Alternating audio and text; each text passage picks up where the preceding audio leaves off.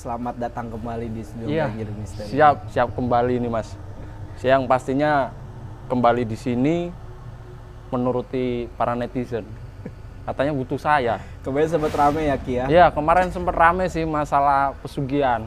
Banyak juga Mas yang datang di saya sampai sakit kepala. Orang datang bilang, Mas, saya minta pesugihan. Memang saya Tuhan bisa ngabulin orang ngasih pesugihan dengan begitu cepat dalam waktu singkat kayak raya. Saya sendiri juga mau, Mas.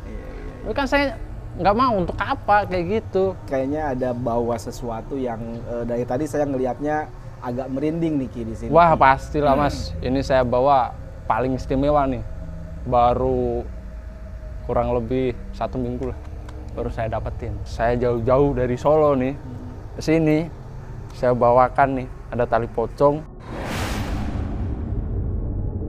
kain penutup kepala. Ini lapisan kedua, terus ini lapisan ketiga. Kenapa sih Ki hobi koleksi ini? Gimana sih awalnya bisa dapetin kain ini Ki? Koleksi saya kalau dibilang banyak Mas. Ada tali pocong perawan, ada tali pocong yang bukan perawan juga ada sih. Dia laki di hari Rabu Kliwon. Kalau yang saya bawa ini Selasa Kliwon. Ini khusus di hari Selasa Kliwon. Kenapa saya ngoleksi benda-benda seperti ini? Karena bagi saya ada sesuatu mistis tersendiri yang menurut saya itu satu buah tantangan gitu Mas. Untuk mendapatkan hal seperti ini juga kan nggak gampang gitu. Jadi bukan asal-asalan kita ngambil benda seperti ini. Walaupun dibilang ini cuman apa sih, kita ngelihat kain kafan yang kotor. Iya. Tapi dia menyimpan suatu energi. Ini satu set. Apa mau dijembarin dulu? Iya, satu bisa. Biar pemirsa tahu ya. Iya. Dikira saya bohong nih. Ini pemirsa ya. Ini tali pocong perawan ini. Saya akan buka satu-satu. Jadi teman-teman bisa komen lah, netizen mah bebas mau komen apa. Ini bagian kepala nih Mas. Kalau kayak kerudungnya ya? Iya, kayak kerudungnya. Kalau saya pakai agak horor. Ini lapisan pertama nih Mas. Kalau nggak salah ini yang kedua nih. Ini yang kedua. Ini lapisan pembungkus pertama. Ini segini nih. Kalau bicara gimana cara dapetin talinya ini, saya gigit Mas. Saya gigit. Gini. Saya gigit, saya lepas pakai gigi saya. Pas waktu saya pengambilan itu Mas, teman saya kaki sampai kepala gemeter, nggak berhenti. Pikiran dia hanya satu. Nanti kalau saya didatengin sama yang punya gimana Ki? Ya udah, itu nasibmu. Begitu dia bawa tali ini Mas, dia yang bilang ya, sakit kepala, lihat jalan kayak orang mabuk, naik motor, ngerasa ada yang dudukin di belakangnya. Sampai dia pulang ke rumah, telepon mas saya, bos, kenapa? Ingat nggak semalam waktu kita habis ngambil tali itu, saya nggak bisa tidur sampai sekarang. Kenapa? Sakit kepala saya kayak ditusuk-tusuk. Pas waktu dia sampainya di rumah, dia didatengin katanya, sekelebatan, kelebat. Saya bilang, gampang. Sebut nama saya 3 kali. Kamu keluar, jilat tuh tanah. Bilang, asalmu dari tanah, kembalilah kamu dalam tanah. Pas waktu malam itu juga Mas, saya selesai ngambil ini, petir dari sebelah. Suara berkata Mas. Maaf kata nih, saya bilang, John, lu dengar nggak? Ada suara orang jalan, orang bicarain kita. Merinding saya Mas. Itu di situ tuh di luar nalar Mas. Di luar nalar pikiran saya. Wong ini lahan kosong. Lahan kosong, hanya ada makam keramat di situ. Nggak ada orang satupun yang ada di situ. Kecuali saya sama dia. Dari suara ranting jatuh, orang tertawa, suara monyet, suara orang berdiri, sekelebatan, petir dari atas nyamber. Kejadian pas saya pulang, Mas tahu jangkong nggak bahasanya ya? Ini tengkorak, jalannya gini Mas. klak klak klak klak klak klak klak klak klak klak. Saya datengin itu. Saya masa bodoh. Yang penting udah saya dapetin ini. Awalnya wujudnya nggak kayak gini, Mas. Penuh dengan tanah. Nah, kenapa kok kain ini ya blonteng-blonteng kayak gini? Karena mayat itu kan dilebur pakai sama tanah kan. Ini kalau saya bilang kena minyak dari mayat itu sendiri. Dari proses peleburan tanah, panas, hujan, jadinya berminyak kayak gini, Mas. Ini udah nggak bisa bersih.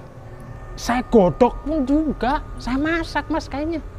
Tujuan saya buat ngelunturin ini nggak bisa. Dan saya setelah ngambil ini, saya bawa pulang, tragedi itu terjadi, Mas. Saya diteror sama jin itu mati-matian saya. Begitu saya habis cuci, saya jemur, pembantu saya bilang, "Pak, kok ada perempuan?" "Di mana, Pak?" "Di belakang situ, Pak." Dia senyum-senyum, katanya seneng sama Bapak. Perempuannya tuh tanya gini, lompat, dia ngajak mayat. Dia bilang, "Saya seneng, pakaian saya dicuci." Saya bilang, "Mbak, itu bukan pemilik ini, tapi ini adalah jelmaan dari sebangsa jin. Jin yang masuk ke dalam kain ini." Di situ langsung, Mas, istri saya, anak saya panas dingin. Saya putuskan untuk saya balik kan kamar ritual saya. Malamnya, Mas, jam 12:30. Hebat.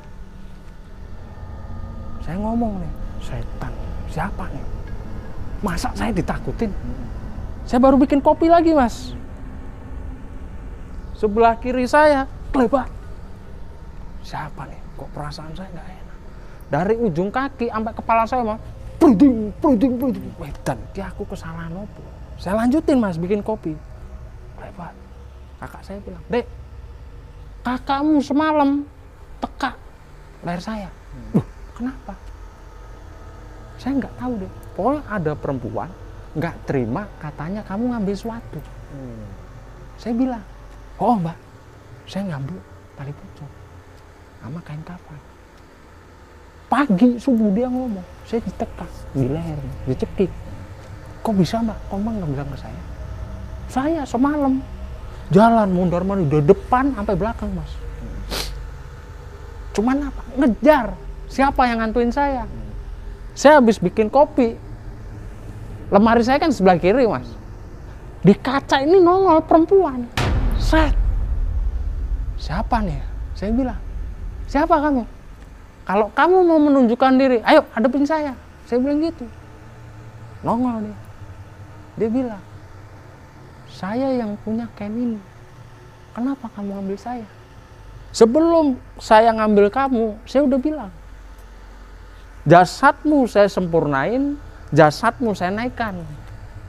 Kamu wujud yang gak sempurna. Saya sempurnakan dengan bacaan doa, kamu saya angkat ke langit. Ini udah jadi hak saya."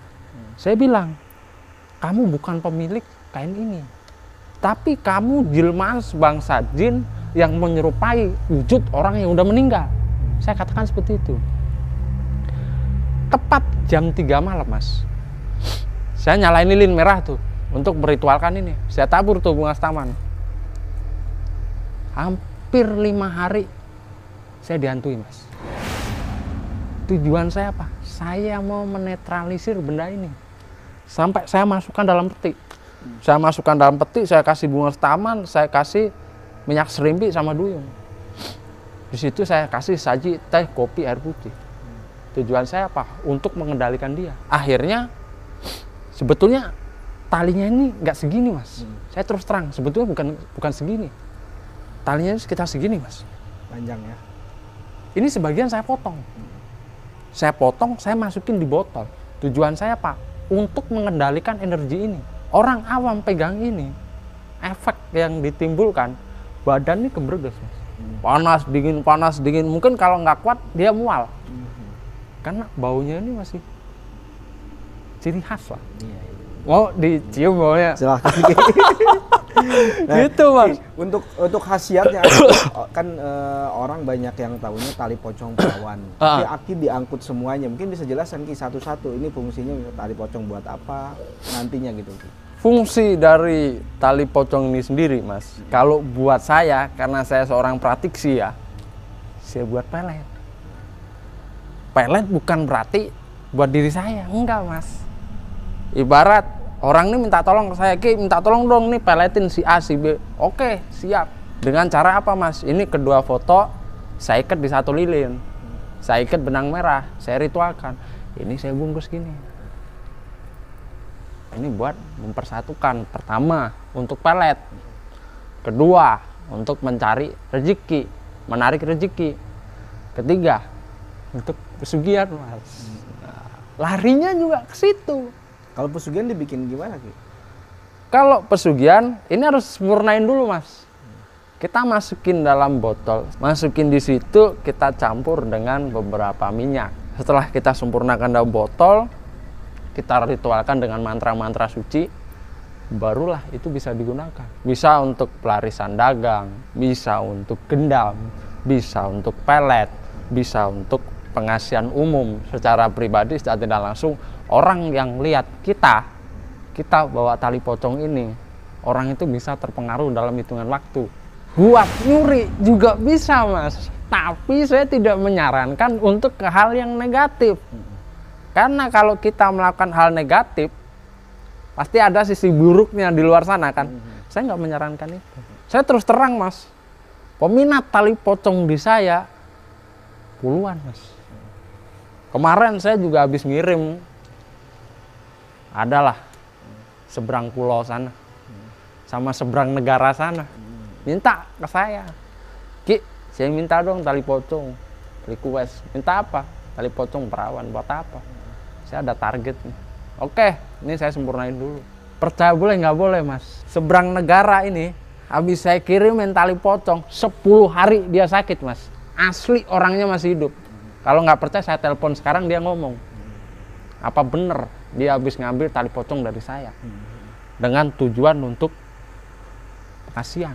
Selanjutnya tadi buat kepala itu. Nanti fungsinya buat apa, sambil jangan yang kepala itu? Kalau untuk kepala ini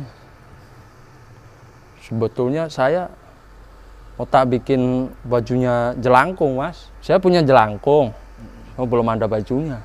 Kalau untuk kepala ini sebetulnya lebih ke black magic, lebih ke sihir, kendam lah, larinya ke situ. Tapi bisa juga sih kalau mau dites, dicoba keasliannya. Siapa yang mau pakai aja di kepala, nggak apa-apa. Pakai di sini kan buat kerudung. Di situ bisa ngerasain energinya. Energi apa yang tersirat dalam auranya ini. Kalau buat saya, Mas, dia saya simpan, saya masukkan peti. Karena ini ada ritual khususnya juga. Ritual khususnya untuk suatu persembahan. Dalam arti kita bermain di dunia black magic ya. Kalau saya bilang ilmu putih itu nggak ada, ilmu hitam itu juga nggak ada, tinggal yang menjalankan. Kalau ini masih saya simpen dalam peti, Mas. Tapi dalam kategorinya, dia buat apa aja bisa. Asalkan satu, Mas, bisa nggak orang nih hidupin kain yang mati jadi benda hidup? Ini benda mati, tapi dia menyimpan energi. Bisa nggak orang ini mengolah energi yang ada dalam kain ini, yang awalnya tidak nyata menjadi nyata, yang awalnya tidak bisa untuk apa-apa jadi bisa untuk apa-apa. Lah kalau orang-orang pada ngambil tali pocong, mengambil kain pocong, nggak tahu manfaatnya, nggak tahu cara gunainya, percuma. Kasihan orang yang mati digali, diambil, pergi nggak tanggung jawab. Yang ini rencana saya buat ini, Mas, buat alas duduk. Kalau ada orang minta sesuatu yang berhubungan dengan pesugihan. Tapi kalau orang minta ke saya pesugihan, saya juga nggak mau kasih. Alas duduk gimana maksudnya? Buat duduk gitu? Iya, buat duduk bersila, Mas. Ini kan kain Selasa Kliwon ya. Selasa Kliwon ini kan anggoro kasih. Jadi sifatnya lebih ke pengasihan, untuk daya pikat juga, untuk segala macam ritual bisa. Untuk menembus dimensi di alam sana juga bisa. Kalau ingin mendatangkan Raja Pocong, ini kembali lagi untuk hal-hal pesugihan. Untuk mendatangkan Raja Pocong, Kain ini didudukin sebagai alas duduk. Kita siapin pisang raja 1 set sama depok, pelepah pisang ya, pelepah pisang, pisang raja sama tuntut di situ. Taruh di depannya. Kain kafan ini kita buat duduk. Kita baca mantra di situ untuk mendatangkan Raja Pocong. Kalau Raja Pocong hadir, ya udah silakan kamu minta apa. Ini kalau menurut keyakinan dukun-dukun, mohon maaf nih mas,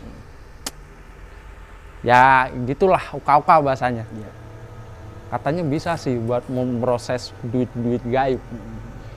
Padahal duit gaib kan nggak ada. Orang-orang masih percaya di situ. Kalau yang ini saya buat transaksi mas. Transaksi jual umur. Jual apa? Jual umur. Kalau mereka udah bosen hidup, umur mereka mau dipertaruhkan demi harta, saya akan bungkus pakai kain ini. Tahu maksud saya mas? Saya bungkus secara hidup-hidup. Ya dia kan, ini kan ada kepala ya. Bagian kepala saya pasang, kerubutannya kan gini kan. Ya udah saya tali. Ini untuk keterikatan perjanjian. Kalau orang itu udah bosen hidup, tapi ya saya nggak tahu kamu dapat duit atau dapat apa, saya nggak tahu di situ. Coba dibuka nanti dimasukin gitu misalnya. Nah, ada kepalanya juga kan ya. Ini kan bagian kepala, masukin aja begini, jadi ya masukin jebret. Saya menjadi pocong nih kalau kayak gini. Masukin kan, rubut gini, jebret. Ayo, kamu mintanya apa? Kau bosan hidup. Kalau bosan hidup ngomong. Kalau nggak bosan hidup, nggak apa-apa. Ada batunya juga, ada efeknya juga. Berapa hari sih dapat teror ini Ki? Teror dari gaibnya? Waktu singkat sih mas. Saya diteror kurang lebih 3 hari 3 malam. Dalam waktu 3 hari 3 malam, saya diteror. Itu saya merasa mereka adalah golongan dari sebangsa jin, bukan dari golongan sebangsa, ya dikata kayak hodam, horin, bukan. Dia sebangsa golongan jin yang menyerupai wujud manusia, bukan yang mati menjadi pura-pura jadi yang mati. Oke, ini buat edukasi juga, jangan asal nyomot percuma gitu kalau nggak punya ilmu. Tadi udah jelasin juga gitu. Nah, saran saya gini. Untuk orang-orang di luar sana ya, nggak saya sebutkan si A, si B, jangan asal-asalan mengambil benda seperti ini. 1, kalian menyalahi kodrat. 2, kalau kalian asal-asalan mengambil benda seperti ini, ada resiko tersendiri yang akan kalian hadapi. Teror secara gaib, secara nyata itu pasti ada. 2, jangan harap hidup kalian tuh tenang. Karena yang memiliki ini, saya akan menagih janjinya kan. Kecuali kalau kamu seorang spiritual, kamu paham tentang dunia seperti ini. Kamu bisa menyiasati, kamu bisa menanggulangi, kamu bisa menghilangkan efeknya atau dampaknya, terserah. Tapi kalau untuk orang awam, hanya dengar omongan-omongan dari spiritual sebelah ke spiritual yang lain mengatakan, ambilin tali pocong biar kamu kaya. Nah, kayanya dari mana? Ini kan ada prosedurnya, ada tata caranya, ada ritual khususnya, ada pemujaannya, ada penyambutannya, ada sesaji, ada dupa, kan gitu. Ada perlengkapan yang harus disiapkan dan ada tata cara tersendiri. Orang-orang pada asal-asalan ngambil seperti ini, ujung-ujungnya apa mas? Dia sakit, demam, panas, pusing, keluarga nggak tentram, hidupnya nggak nyaman. Saya pun siap dengan resikonya mas, dengan 1000 konsekuensi pun saya siap hadapi. Karena di situ saya, bukannya saya sok tahu ya mas, saya ada trap-trapannya tersendiri. Langkah-langkahnya untuk saya mengantisipasi, menghilangkan, menetralkan energi-energi seperti ini. Dan saya berikan ritual-ritual mantra khusus untuk mengunci. Kalau ini tadi nggak saya kunci, mungkin kru di sini udah ada yang kerasukan mas. Kalau nggak percaya ini saya kibaskan, saya buka kuncinya, salah satu ada yang kemasukan. Jangan gitu. Makanya ini tadi saya kunci dulu, saya nyalain dupa kan. Saya kunci tujuannya apa? Biar energi ini tidak berdampak, energi negatifnya menyebar di sini. Oke. Ki, ini Gitu. kain pertama yang keberapa yang Aki dapatkan? Ketiga, Mas. Saya terus terang ketiga. Satu di kamar saya itu di bawah batu. Yang satu itu Selasa Kliwon juga, cuma 1 lembar panjang. Di situ sudah saya rajah tulisan-tulisan Arab. Karena di situ untuk saya duduk bersila, untuk saya ritual. Dan ini kain ketiga saya. Tapi kalau untuk tali pocong, udah ke-7 kalinya. Ini yang ke-7. Kalau talinya ya? Ya, kalau untuk versi talinya udah ke-7 kalinya. Koleksi saya ada tali pocong Jumat Kliwon. Saya paling hobi di Selasa Kliwon, Mas. Selasa Kliwon tuh saya ada 3. Yang satu ini Rebu Legi. Jumat Kliwon, Selasa Kliwon, Selasa Kliwon, Selasa Kliwon, Rebu Legi. Terus satunya Kamis Pahing. Satunya lagi Senin Wage. Yang paling berkesan Ki dari 7 tali pocong itu yang Aki dapatkan gimana Ki? Nggak ada yang berkesan, yang istimewa, nggak ada, Mas. Atau Tapi yang sulit kalau gitu misalnya? Kalau terornya yang nyata, yang saya bawa saat ini terornya nyata, Mas. Kalau yang sebelumnya ini, saya didatengin karena yang mati ini laki-laki di hari Rebu Legi ya, Mas. Kita nggak gali kubur. Jasad ini kan mau dikubur. Talinya kan dilepas ya. Udah masukin kantung. Aki ikut nguburin gitu maksudnya? Ya ikut, Mas. Habis dimandiin, dicuci, ya kan? Bawa ke kerenda. Aman, selesai. Itu energi udah masuk ke situ? Udah masuk, Mas, otomatis. Malamnya saya datengin. Orangnya gede. Gini sesuai dengan orang yang mati. Saya bilang, kamu ikut saya. Saya ngambil kamu, jadilah rezekiku. Bantu saya dalam pekerjaan saya. Saya ambil sifat energi dari dirimu. Saya ngopi, Mas, di samping saya. Pak, lu ngapain? Saya lagi ngopi. Kau mau kopi? Nih, saya buatin. Rokokmu apa? Saya Marlboro. Oh, rokokmu apa? Gudang garam merah. Nih. Rokok, Mas, berdua, Mas. Tapi saya nggak percaya kalau itu wujud dari manusia itu. Kembali lagi, ini wujudnya dari sebangsa jin. Yang menjelma menjadi manusia yang udah meninggal. Lain-lainnya kebanyakan seperti itu, Mas. Kalau yang awal ini saya dapat itu di makam juga, tapi udah wujud di ini bunga kamboja kan, udah semampir gini, Mas. Jadi dapatnya saya nggak gali. Tapi kalau yang versi yang ini, saya bener-bener kerja sendiri. Saya gali sendiri, berdua sama teman saya. Ki, tiba-tiba ada bisikan yang harus malam ini berangkat, gimana Ki prosesnya? Betul, ada, Mas. Hari, waktu, jam ditentukan. Ger, yang saya bilang gitu. Sesok dinone Selasa Kliwon, budala titi wancine wong wis padha turu. Punjule jam 11, sak kurang-kurangnya jam 10. Itu bahasanya beliau. Nggih, sendika dawuh. Saya jam 11 malam dari rumah, Mas. Berangkat saya. Yes. Sampainya lokasi jam 12. Kan gitu. Jadi dari berangkat sampai pulang ketemunya pagi. Untuk mengeksekusi seperti ini. Ini panggilan ya Ki ya? Itu panggilan. Waktu dan hari ditentukan. Harinya apa, jamnya jam berapa.